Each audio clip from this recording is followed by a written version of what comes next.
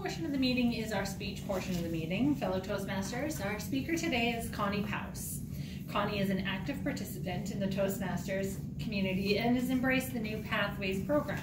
Her speech today is from the Motivational Strategies Path, Level 1, Evaluation and Feedback. Last week, she delivered a speech and received feedback from her evaluator. Wow. Her goal today is to redo that speech, incorporating that feedback, so we learn by doing. Then she will serve as a speech evaluator. Next week. Oh, next week. Next okay, week. I was like, this can't be right. Next week, she will serve as parts. a speech evaluator to then complete her project. As a recent retiree, Connie has a message to share with us about spending time in retirement. Timer, please provide the lights at 5, 6, and 7 minutes for red, yellow, or green, yellow, and red. Fellow Toastmasters, please join me in welcoming distinguished Toastmaster Connie Pouse with her speech, What Will I Do?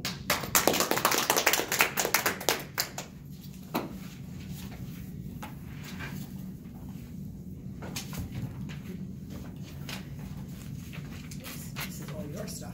Sorry. That's okay. It's not a problem at all. I have to get my props out here.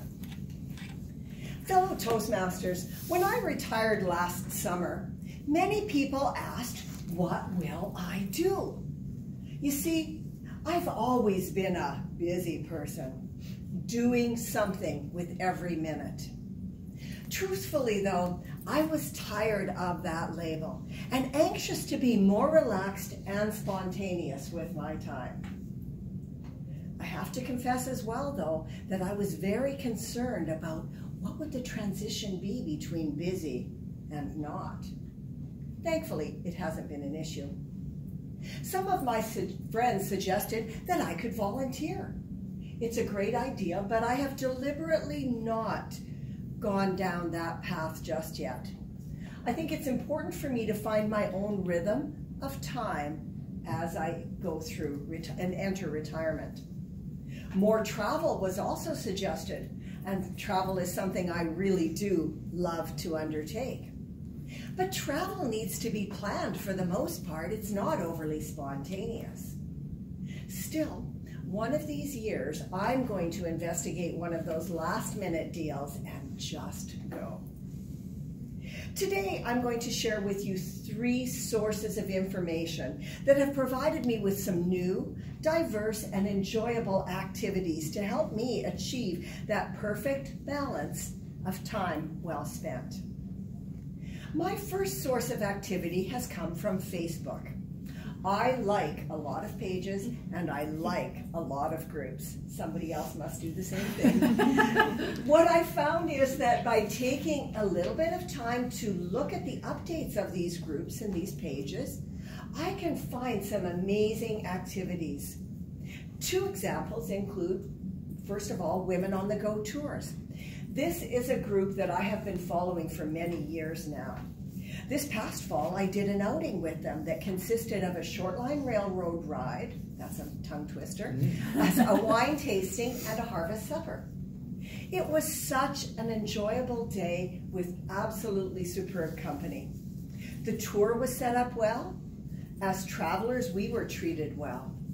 They do dozens of excursions every year, and I am confident, I know that in the future, there will be more excursions, more outings with Women on the Go tours for me.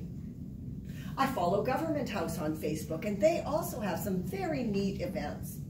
This past Halloween, I went to their event, If These Walls Could Talk. It was such an interesting and fun tour of the facility. I missed their Christmas event, but I know that there will be more opportunities upcoming for me to enjoy. My second source of activity comes from the Regina Public Library. They publish this program guide quarterly. For your information, the next one is due mid to late February to start with the March 1st date. They have so much to offer. Some of their activities are drop-in. Some of them need pre-registration. Most of them are free, and a few of them have a nominal charge to help them to recoup the costs. Not all the dates and times work for me, and nor am I interested in everything they offer. But you can be sure that this is a source of future interesting activities. Some that I've already enjoyed. Scrabble on Tuesday afternoons, drop in at the Sunrise branch. A nice setting, friendly people, not competitive, very social. It reminds me of the way that my mom and my sister and I used to play Scrabble. There's stitching on Sundays at the Sherwood Village branch. I love to stitch. Haven't gone yet, but you can be sure that it's in my future plans to attend. I've explored sessions on Pinterest, composting. The RSO plays a series of concerts at the Central Library throughout the year. I've gone to 2, and I'm going to go to more. I mentioned register and pay events. Some that have sounded intriguing included a class on tea, one on coffee, one on liquor tasting. All of these and more are ideas that I intend to explore and attend as I can. My third source is the Lifelong Learning Center at the University of Regina. Their catalog is jammed with interesting classes and single-day events. There is so much to learn and do. They have arts and entertainment programs, computers and technology, fitness and movement, health, lifestyle, languages, science, social studies, art, writing, literature, and a series of Thursday noon forums. I took a course last year on the basics of the Android tablet. I was not using my tablet well, so this was very useful to me. Well worth the $30 nominal charge for the evening. They have a series on social media that would be fascinating. I do okay with Facebook, but Twitter, Instagram, Pinterest, and Snapchat, they're out of my wheelhouse for sure. My eyes and ears are open for dates and times that are going to suit me. The fitness and movement classes are really varied. They include things like belly fit, line dancing, table tennis, Tai Chi, yoga. My cousin is in the line dancing class and she loves it. I can't wait to get involved as well. Lifestyle area has programs like Chinese cooking, gardening, photography, liquor appreciation, and so much more. And if I keep going to Mexico every winter, I'm going to have to sign up for Spanish classes.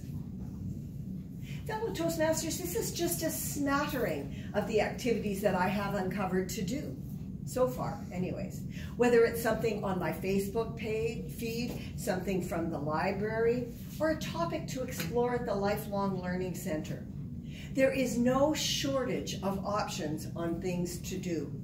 And once I add Toastmasters activities, swimming, home fitness time, family activities, the odd day of babysitting, hobbies, eventual volunteering, and you can see that there is no question about what I will do.